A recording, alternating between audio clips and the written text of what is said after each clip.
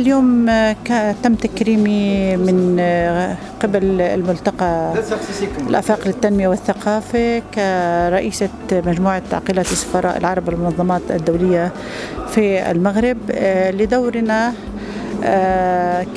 كجمعية ثقافية خيرية نقوم بأنشطة خيرية داخل المغرب، وإحنا بالتعاون مع جمعية آفاق للتنمية قمنا بالعديد من المبادرات الإنسانية في العام المقبل في مثل قفة رمضان ومساعدة الطلاب المكفوفين في الرباط وفي كثير من مناطق المملكة. واليوم التكريم كان في ظل ذكرى 26 لجلوس جلالة الملك محمد السادس نصره الله على العرش، وبهاي المناسبة بحب أنا أقدم التهاني باسمي واسم زميلاتي عقيلات السفراء العرب والمنظمات الدولية بالرباط، ونتمنى أن يعم الأمن والأمان والاستقرار والازدهار على المملكة المغربية الشقيقة. كما لا يسعني بهاي المناسبة كوني حرم سفير فلسطين أن أتوجه أيضا بالتحية والشكر لجلالة الملك محمد السادس رئيس لجنة القدس على دوره الإنساني وإطلاق مبادرات إنسانية وإغاثية عديدة، آخرها كان قبل 3 أيام بإرسال قافلة إغاثية لأهلنا في غزة لمساعدتهم في التخلص من المجاعة وحملة التجويع التي يقوم بها الاحتلال الإسرائيلي. وإحنا يعني كما أشكر الشعب المغربي الشقيق أيضا على مبادرته الدائمة والحملات الشعبية لمناصرة الشعب الفلسطيني باستمرار.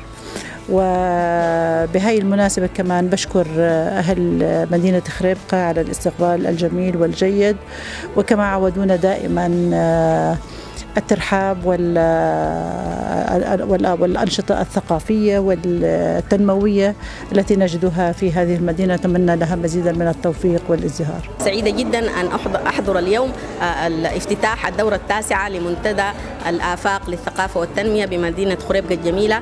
سعيدة جدا أن أكون في هذا الملتقى، لأنه هذه المرة هو خصص للاحتفاء بعيد العشر المجيد، وبهذه المناسبة يطيب لي أن أتقدم بأصدق التهاني وأعمق التبريكات لجلالة الملك وللشعب المغربي الشقيق بهذه المناسبة الجليلة. وأنا دائما أحب أن أقول بأنه أجمل ما يلفت في النموذج التنموي المغربي أنه نموذج تنموي متوازن، أنه نموذج يجمع بين الأصالة والحداثة رغم تطور المغرب في قطاعات مثلا صناعات ثقيلة، لكنه لم يغفل الصناعات التقليدية رغم اهتمامه بكبريات الجامعات والآن موجودة فيه جامعات متقدمة، لكنه لم يهمل التعليم العتيق ولم يهمل الكتاتيب. أيضا المغرب طرح مشاريع ملكية وأوراش ملكية عظيمة كمشروع تعاون جنوب القائم على صيغة رابح، والذي انبثقت منه مشاريع أفادت القارة الأفريقية كثيرا، منها مبادرة الولوج للمحيط الأطلسي بالنسبة لدول الساحل الأفريقية الحبيسة. وأنا أعتقد أن هذه المبادرة سيكون لها ما بعدها وستسهم بأثر كبير في إرساء الأمن والاستقرار في الدول الأفريقية. أيضا يعني أنا سعيدة جدا بأنه أنا أكون أول سفيرة امرأة للسودان في المغرب من بعد أن تعاقب 12 سفير رجل، فأنا أول سفيرة سيدة في المغرب. سعيدة جدا أن أكرم في هذا المنتدى الحبيب إلى قلبي. التكريم جاء من رئيسة المنتدى ومن عامل عمالة خريبكة. أنا يعني في البدء أشكرهم على هذا التكريم. والتكريم جاء لأني أنا دائما أواظب على حضور هذا المنتدى باعتباره واحد من جسور الثقافة التي تربط المغرب بالسفارات العربية الموجودة هنا.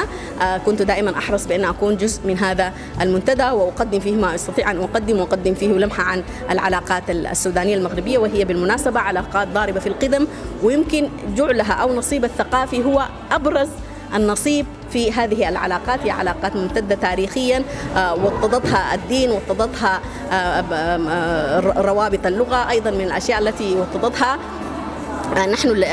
نحن والمغرب ننتمي للمذهب المالكي. نحن والمغرب لدينا العديد من الطرق الصوفية المشتركة، لدينا العقيدة الأشعرية نحن كمغرب وكسودان. أيضا هناك كثير من العادات، مثلا النساء مثلا أنا ألبس هذا الثوب هو جزء من ثقافة المرأة في جنوب المغرب. هناك كثير من العادات التي تجمع بين البلدين. ختاما أنا أقول إن السودان فيه مأساة منسية، لكنها الآن يعني هي كانت محنة، الآن نحن نحاول أن كشعب سوداني أن نجعل منها منحة. الآن انتهينا من معركة تحرير السودان، أصبحت هناك جيوب صغيرة تعيث فيها هذه الميليشيا فسادا.